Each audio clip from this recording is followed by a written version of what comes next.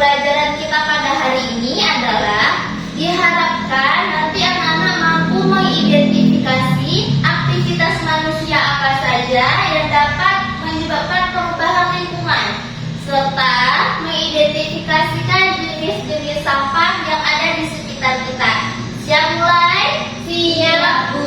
Oke, kita mulai yang pertama. Oke, materi kita pengaruh aktivitas manusia terhadap lingkungan. Ibu akan sajikan dua foto yang berbeda.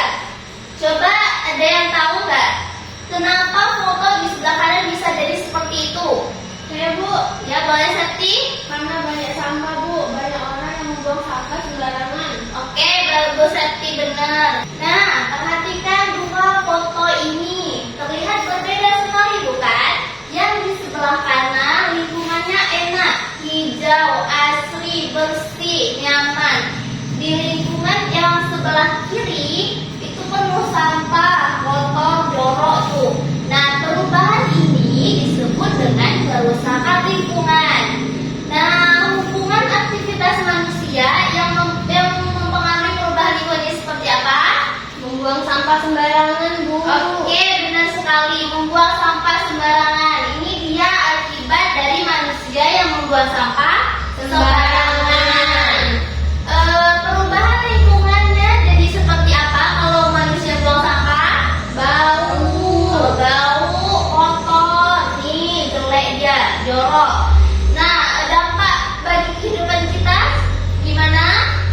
Jadi sarang penyakit, Bu. Iya, benar sekali. Kita mudah kena penyakit karena penyakit itu bersumber dari sampah. Nah, selanjutnya perhatikan video ini.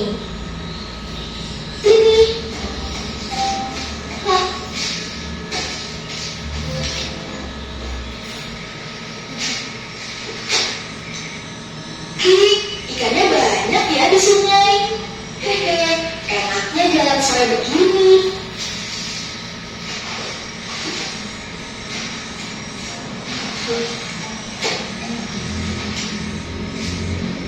Kenapa airnya banget begini ya? Banjir airnya meluap.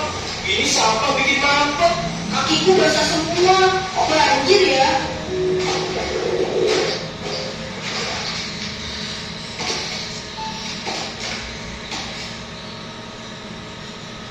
Nah, sudah lihat videonya tadi? Sudah, Bu. Nah, ini adalah akibat dari aktivitas manusia terhadap perubahan lingkungan. Perubahan ini tidak terjadi begitu saja. Ingat anak-anak, faktor manusialah yang paling sering merusak lingkungan kita. Kenapa? Ada yang tahu? Nggak tahu. Nah, karena aktivitas manusia setiap hal yang kita lakukan itu menghasilkan sampah. Contohnya kita jajan, kita menghasilkan sampah atau tidak? Menghasilkan. Nah, itu dia. Kita jajan setiap hari kan?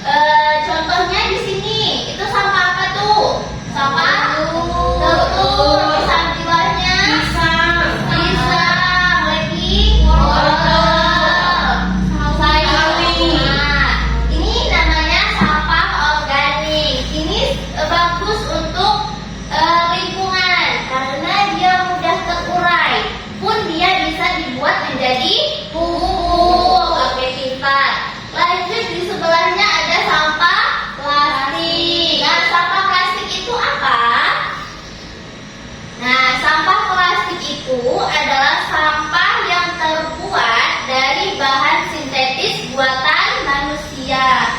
Sampah plastik ini banyak digunakan karena dia mudah dibawa, ringan, lalu murah juga. Tapi dibalik keefisienannya, ini membawa dampak buruk bagi kehidupan kita. Kenapa? Ada yang tahu? Nah, karena sampah plastik ini sangat susah terurai alami oleh alam. Butuh waktu bertahun-tahun, bahkan berpuluh tahun supaya ini terurai. Nah, kalau lama terurai, dia bakalan menumpuk. Nah, itu contohnya sampah plastik. Itu ada sampah botol minuman, tumpukan botol minuman. Yang sebelahnya sampah sedotan. Terus yang di sampingnya kantong asoy. Nah, terus yang di bawahnya sampah jajan. Itu ada botol plastik. Kalian pernah menemui sampah plastik? Sering. Contohnya itu sampah jajan. Jadi kita harus bisa mengelolanya. Kurangi penggunaan sampah plastik. Nah, tadi kita udah belajar jenis-jenis sampah. Sekarang Ibu mau kalian mengidentifikasi sendiri jenis sampah yang ada di sekitar kita. Ibu akan berikan LKPD seperti ini. Ibu jelaskan dulu bagaimana pengerjaannya. Di sini ada jenis sampah. Kalian lingkari jenis sampah sesuai dengan gambar yang di atas. Nah, sampah jenis apa yang nomor 1 ini? Sampah jajan. Nah, sampah jajan ini tergolong ke sampah plastik. Sama seperti contoh yang di depan.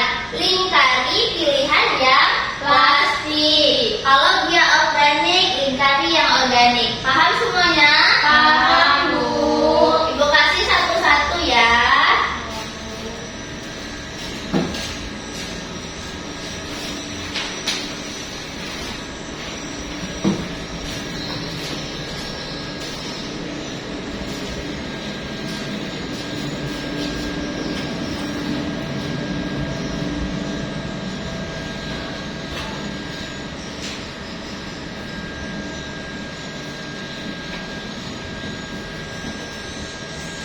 Ada kendalanya?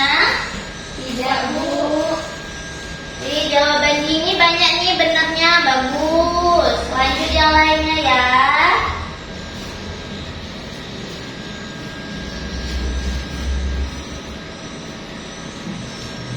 Nah, Ibu lihat-lihat semuanya kayaknya udah selesai ya. Boleh tolong perwakilannya dikumpulkan, satu orang aja.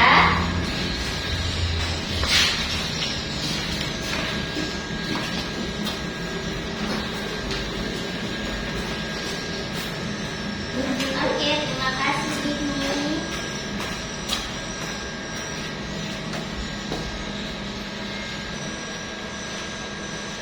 Nah, karena semuanya sudah selesai, jadi mari kita tinjau ulang dan kita simpulkan bersama-sama tentang pengaruh aktivitas manusia terhadap lingkungan. Tadi yang pertama, aktivitas manusia ya contohnya membuang sampah. Itu dampak terhadap lingkungan seperti apa?